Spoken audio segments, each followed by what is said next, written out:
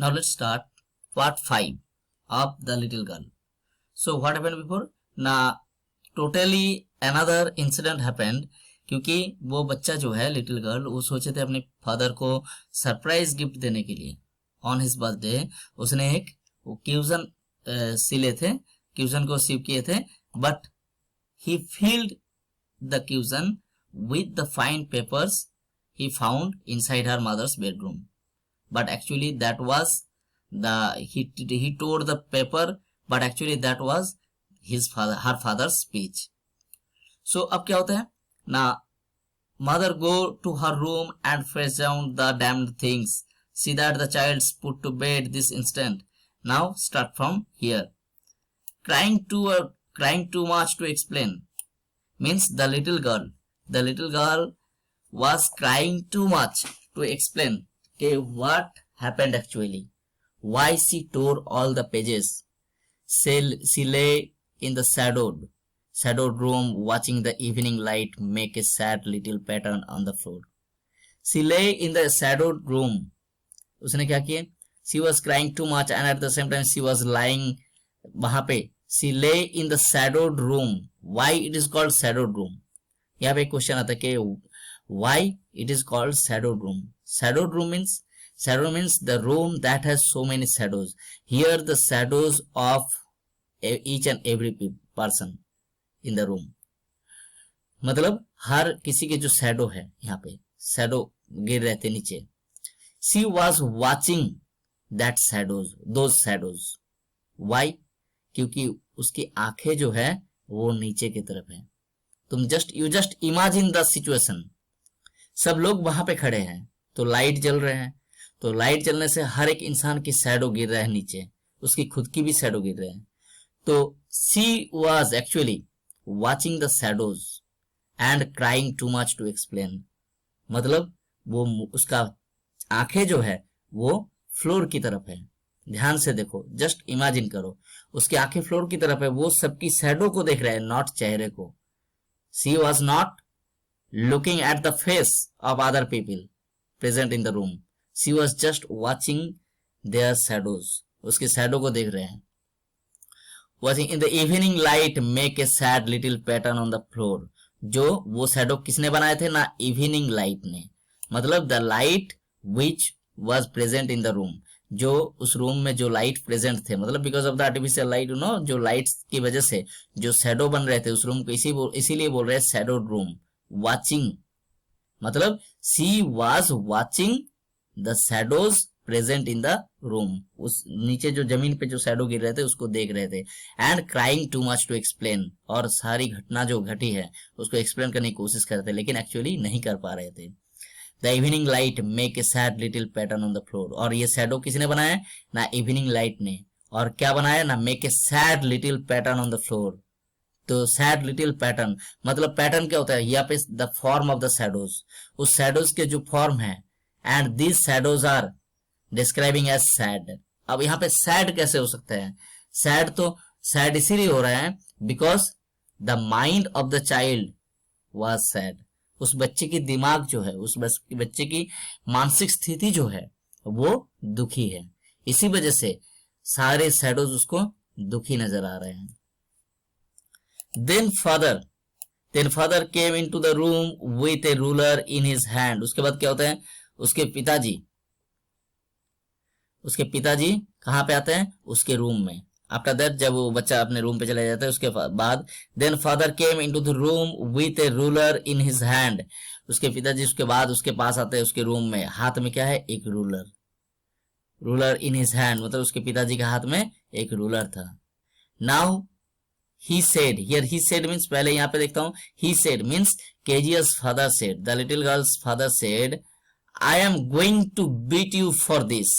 I am going to beat you for this means I am going to punish you. For this means कौन सी काम ना, for tearing the pages, the speech, or for tearing the important pages without asking permission. Without asking permission you have touched other things. That's why I am going to beat you for this mistake. इस mistake के लिए आज मैं तुम्हें पिटाई करूंगा. Now Kezia said, "Oh no, no!" She screamed. hiding under the bed clothes. She was trying to hide herself under the bed clothes. bed clothes के नीचे अपने आप को छुपाने की कोशिश कर रहे हैं, छुपने की कोशिश कर रहे हैं. And she was screaming कि वो no no no, नहीं नहीं, मत मारो पापा. He pulled them aside. He pulled them aside. Here he pulled means खींच के फेंक देना.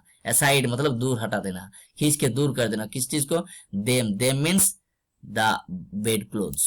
जिस bed clothes से वो अपने आप को छुपाने की कोशिश कर रहे थे, बचाने की कोशिश कर रहे थे. The girl was trying to hide herself by the help of bed clothes, but her father pulled the bed clothes aside. Sit up, he ordered. उसने क्या किया? ऑर्डर किए कि बैठो. Sit up and hold out your hands. और अपने हाथ आगे की तरफ बढ़ाओ. Sit up and hold out your hands मतलब stretched out your hands. अपने हाथ को बाहर आगे लाओ.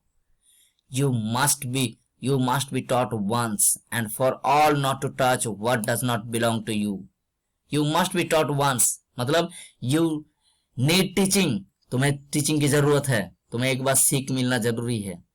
And for all not to touch what does not belong to you, so that you must not touch others thing. किसी दूसरे की चीज को तुम हाथ ना लगाओ. What does not belong to you. What does not belong to you मतलब जो तुम्हारा नहीं है. Means what belongs to others. जो दूसरों का चीज है. The things that belongs to others, you must not touch that. And you must be taught this thing. You have to learn this properly. तुम्हें ये जरूर सीखना चाहिए. ये तुम्हें सीख देना ही पड़ेगा कि दूसरे की चीज बिना बोल के नहीं लेना चाहिए, दूसरे की चीजों पे हाथ नहीं लगाना चाहिए. But it was for your birthday. But the child was trying to explain again. लेकिन ये आपके बर्थडे के लिए था. But she could not complete the sentence. But it was for your birthday मतलब you can find out that here again the little girl was stammering. Again यहाँ पे भी वो बच्चा stammering कर रहे हैं, stuttering कर रहे हैं, हकला रहे हैं. Down came the ruler on her little pink palms. लेकिन वो बात खत्म नहीं हुए. She could not finish the line.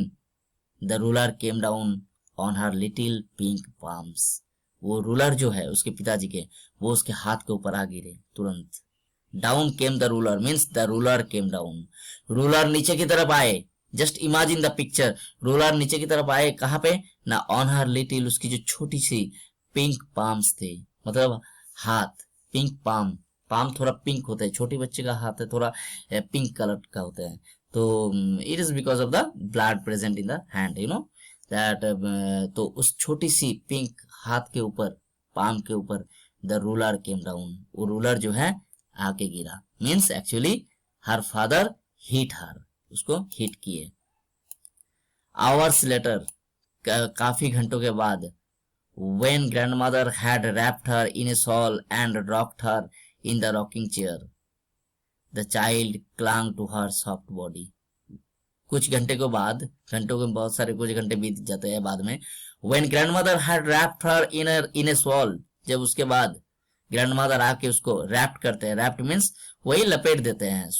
in her wrapped her in a shawl, उसको उस छोटी से बच्चे को एक शॉल से लपेटते हैं. मतलब maybe it was the winter time, ठीक है, ठंडी के समय है तो शॉल से लपेट देते हैं.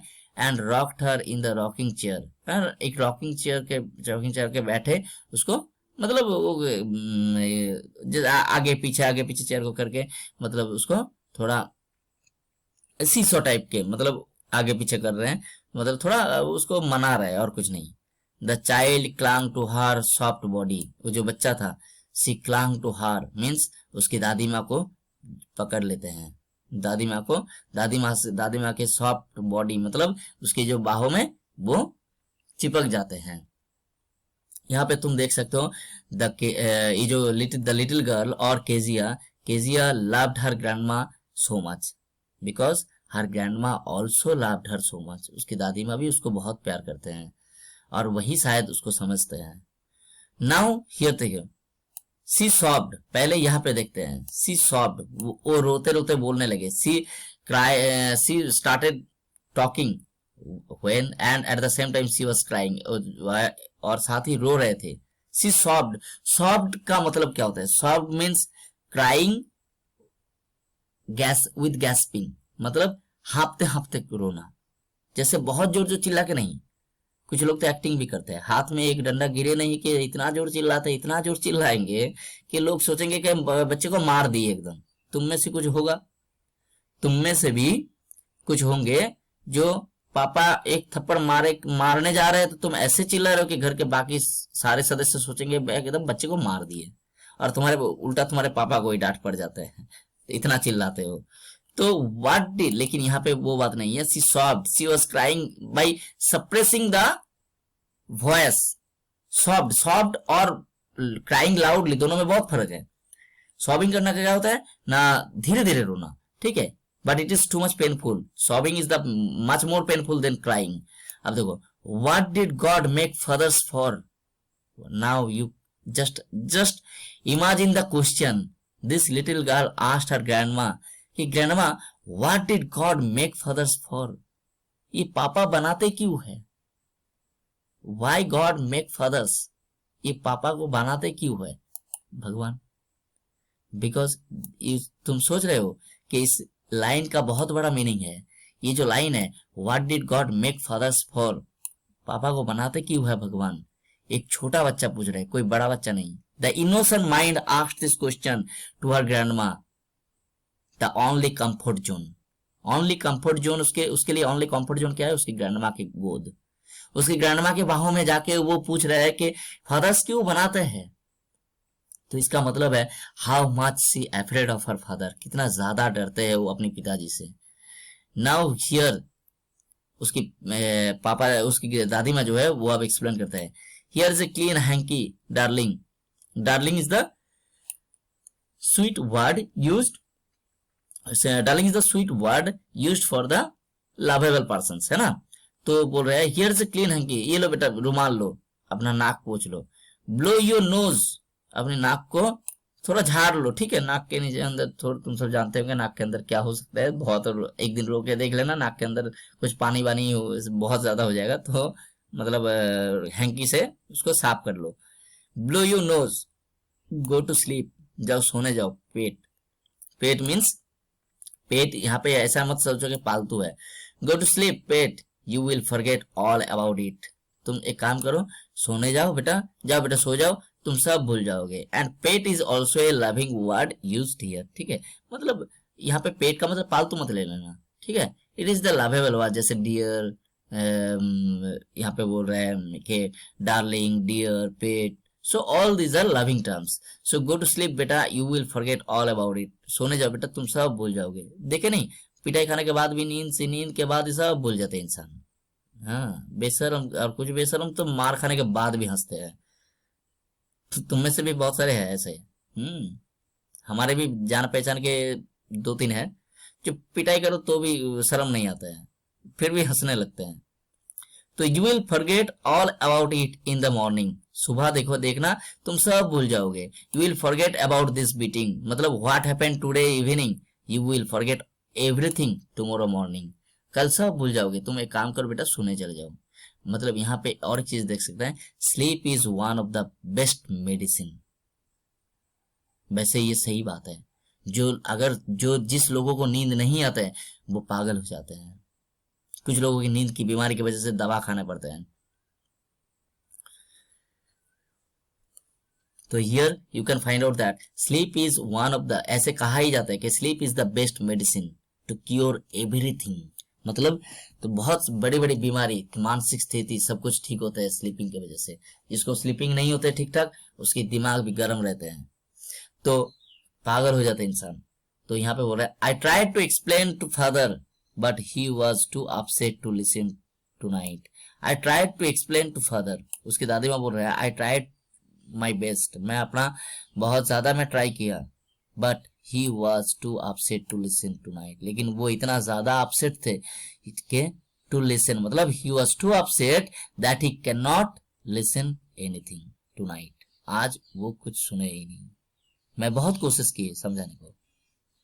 तो students, if you find these videos worth watching and at the same time helpful, then please in order to grow this